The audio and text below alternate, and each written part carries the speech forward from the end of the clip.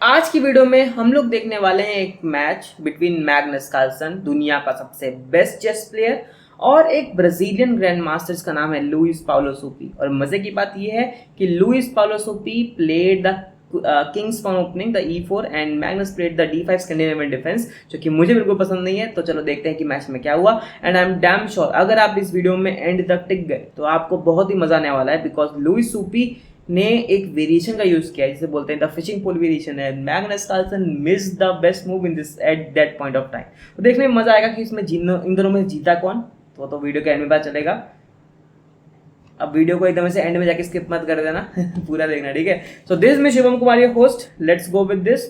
In this condition, Paolo Luis Supi is playing with the white and Magnus playing with the black. Luis Supi used E4, the standard king's pawn opening. Magnus played D5, the Scandinavian defense. अब ये Scandinavian defense इतना खतरनाक इसलिए है because from the D5 Magnus simply Luis Supi के central control को attack मार रहे हैं। The moment we have pawn takes pawn, we have queen takes, and now white का यहाँ पे कुछ भी सेंटर में नहीं है, तो वाइट ने सेंटर का कंट्रोल खो दिया है। ब्लैक के पास सेंटर में बहुत कुछ है, तो ठीक है, ब्लैक को चलो सेंटर मिल गया, लेकिन वाइट के पास अब डेवलपमेंट है, तो वाइट टेम्पो गेन कर सकता है वाइल डेवलपिंग हिज पीस। तो वाइट को ये मिला है कि वो डेवलपमेंट अपना रैपिड कर सकता है और ब्लैक अपना डेवलपमेंट थोड़ा लेट करेगा। तो दोनों ने कुछ खोया है, कुछ पाया है।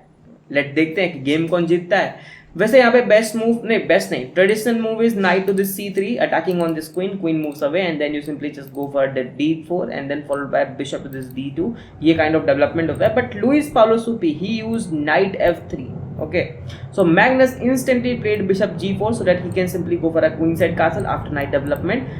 Then Luis Supi used bishop to this E2 unpinning this knight क्योंकि ये कभी घातक हो सकता है, and then pawn chain disrupt हो सकती है, that's why Magnus developed his knight. Then we have Luis Supi's knight to this C3 hitting on this queen goes away, and here comes H3 hitting on the bishop takes, and in this position Magnus will go for a queenside castle. Luis Supi played the kingside castle.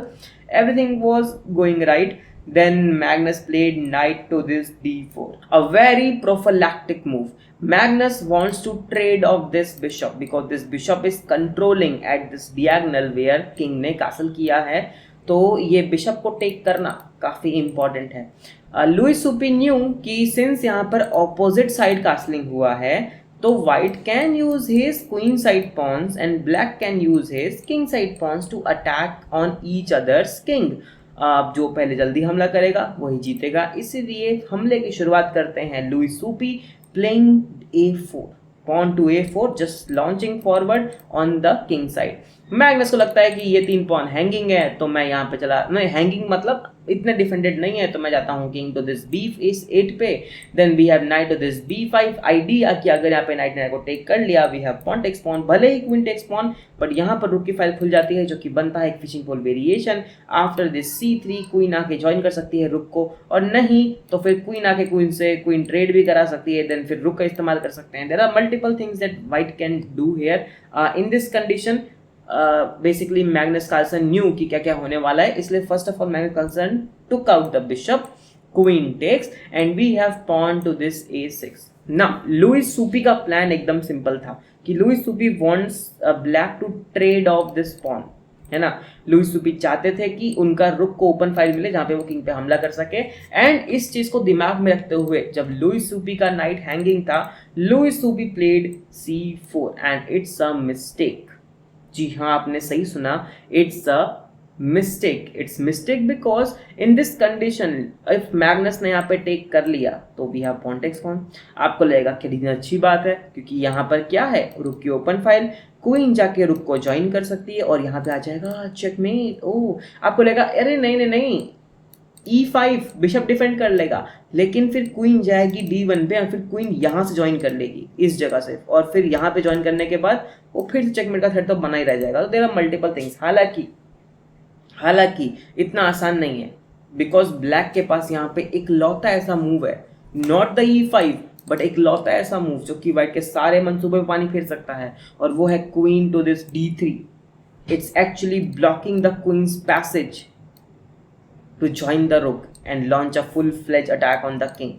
अगर आपको लग रहा है कि आप play करोगे queen D1 की ताकि मैं यहां पहुंच जाऊं, तो ब्लैक यहां पे इस पॉन को टेक कर लेगा।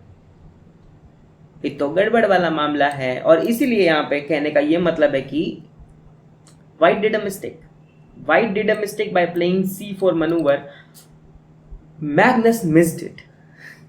Magnus Carlsen missed this thing and Magnus played E5, opening up bishop's diagonal because Scandinavian defense में एक दिक्कत होती है कि यहाँ पे डेवलपमेंट ढंग से नहीं हो पाता है। तो Luis Supi just found a very brilliant move and that's D4. So pawn takes pawn, and in this condition Luis Supi को दिखा कि जब उनका नाइट हैंगिंग था, फिर से उनका नाइट हैंगिंग था, he played bishop to f4 and at this point of time it was a brilliant move, not a blunder पहले वाले मूव की तरह। ये ब्रिलियंट मूव है बिकॉज इस पॉइंट पे मैग्नस कार्लसन ने टेक कर लिया नाइट को। जी हाँ, मैग्नस कार्लसन ने टेक कर लिया नाइट को। और ये इतना प्रॉब्लम क्यों है तुम्हें पता है क्यों? क्योंकि अब क्वीन चाह कर भी D3 पे नहीं आ सकती। क्यों? क्योंकि क्वीन खुद के ही पॉन के द्वारा ब्लॉक है। क्या बोलते हैं इसको? इसको बोलते हैं इंटरफेरेंस, जो कि व्हाइट ने क्रिएट की है bye sacrificing his D4 pawn. जबकि आपको याद होगा कि व्हाइट ने यहां पे अपने D4 पॉन को सैक्रिफाइस किया था, why? Just to create interference की क्वीन अब D3 पे कंट्रोल ना कर पाए और क्वीन सेफली अपने पैसेज को पहुंच सके। हालांकि बिशप डिफेंड कर रहा है, वो मैं मानता हूं, बट क्वीन यहां पे और यहां पे तो जा ही सकती है। So these are kind of things जो कि ब्लैक ने मिस कर दिया, and black took the knight. Then we have what? Okay, we took the pawn back again, opening up rook's file. In this condition, black plays bishop to D6. Okay, now white को समझ में आता है कि ठीक है, queen को जाना तो है at the A3, बट फिर बिशप टेक कर लेगा तो कोई स्कोप नहीं है क्वीन का, देर इज नो स्कोप। और क्वीन D1 एंड देन यहाँ पे कंट्रोल भी मजा नहीं आएगा बिकॉज वी हैव दिस। अगर क्वीन यहाँ पहुंचती है तो फिर ये हो जाएगा, किंग के पास एक एस्केप रूट होगा, तो इतना दिक्कत हो जाएगी भाई, ये बात तो दिक्कत हो जाएगी।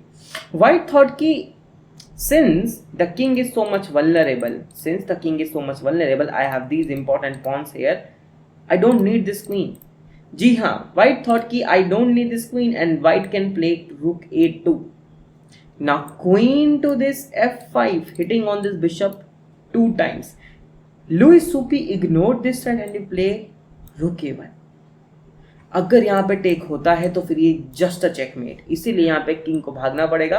And at this point of time when black का king was nearly about to escape from this single D7 route, white sacrifices queen to control the D7 square because if takes we have takes back. Guess what, now this black king can't escape anywhere. ये आपने सही सुना, if takes we have this checkmate. So this was the match between Magnus Carlsen and Luis Paulo Supi and I hope आपको match में मजा आया होगा। I hope आपको समझ में आया होगा कि जो भी वेरिएशन, जो भी ट्रिक्स हम यूज करते हैं अपने मैचेस में, वो same tricks grand master use करते हैं, बट का स्टाइल थोड़ा डिफरेंट होता है। और उसके लिए व्हाट दे डू प्रैक्टिस। तो आप भी प्रैक्टिस करो, मैं भी प्रैक्टिस करता हूँ, दोनों साथ में आगे बढ़ेंगे। मेरा काम था आपको बताना, मेरा काम था आपको ये बताना कि चेस के दुनिया के अंदर कितने खतरनाक मैचेस हो सकते हैं, कितने खतरनाक मैचेस हुए हैं, वो सब मैं लेकर आऊँगा अपने चैनल पे। थोड़ा वक्त चाहिए, थोड़ा सपोर्ट चाहिए, तो वो तो तुम कर ही रहे हो, ठीक है। मिलते हैं अगले वीडियो में, टिल देन टेक केयर।